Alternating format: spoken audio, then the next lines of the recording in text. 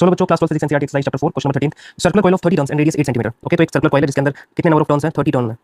Okay, n is equal to 30, radius कितनी है इसकी? r is equal to 8 centimetre. अगर मुझे इसको मीटर में बदलना है तो हम इसको 100 से डिवाइड करेंगे, वी गेट 0.08 मीटर्स। रेडियस आ गई। Carrying a current of 6 ampere, कितनी करंट कैरी कर रही है? 6 एम्पीयर की करंट कैरी कर रही है। Is suspended vertically in a uniform horizontal magnetic field of magnitude 1 Tesla. Magnetic field के अंदर उसको रखा गया है वर्टिकली सस्पेंड करके। कितना है magnetic field? 1 Tesla. The field lines makes an angle of 60 degree with the normal of the coil. Coil का जो नॉर्मल है उसके साथ कितने डिग्री का एंगल बना रही है? 60 डिग्री का। तो हमें calculate the magnetic magnitude of the counter torque that must be applied to prevent the coil from turning. तो कितना टॉर्क अपन अप्लाई करें उसके ऊपर कि जो कॉइल है वो टर्न ना हो। ठीक है, तो ये हमारी कॉइल होगी।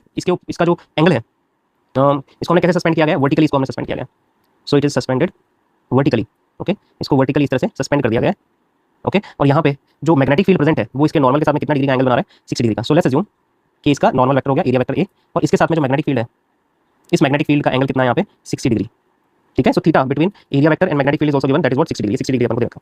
तो we have to calculate the torque. Torque जो इसके ऊपर आएगा टर्निंग इफेक्ट, ठीक है, तो टर्निंग इफेक्ट जो आएगा टॉर्क उसको रोकना है तो उसके ऑपोजिट उतना इक्वल टॉर्क अपन को निकालना पड़ेगा। So simply find the torque. Tau is equal to क्या होता है? n i a b sin theta. Okay, so n की वैल्यू कितने टर्न्स है? 30 टर्न है।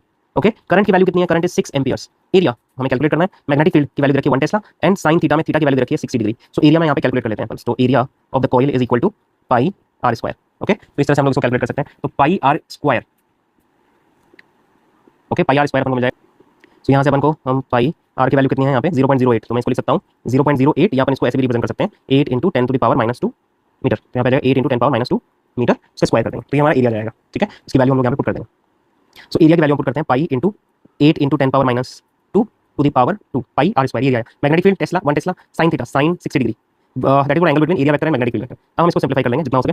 तो यहाँ पे अपने पास आ जाएगा 6 3 18 180 into pi square of 8 is 64 into 10 power -4 into 1, और sin 60 की वैल्यू कितनी होती है? √3/2। ये हमारे sin 60 की वैल्यू जाएगी √3/2। Okay, so on simplifying this we get, यहाँ से अपन को मिल जाएगा, जब मैं इसको सॉल्व करूंगा 10 पावर -4 भी यहाँ पे, और इसको अपन कैंसिल आउट कर सकते हैं यहाँ से। सो मैं कैंसिल करूंगा, वी गेट 32। ओके, तो हम इसको लिख सकते हैं 180 into 3.14 into 32 into √3 into 10 power -4। On simplifying this we get 3.133 newton metre.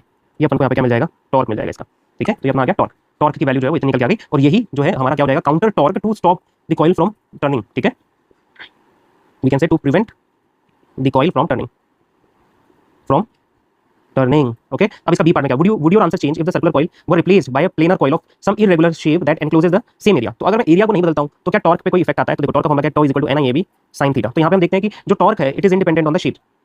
क्या ये शेप इंडिपेंडेंट है? ओके, तो ये शेप इंडिपेंडेंट है, तो एरिया को अगर चेंज नहीं करूंगा, शेप को बदलूंगा, तो क्या कोई चेंज आएगा टॉर्क के अंदर? So that we can say no change in torque.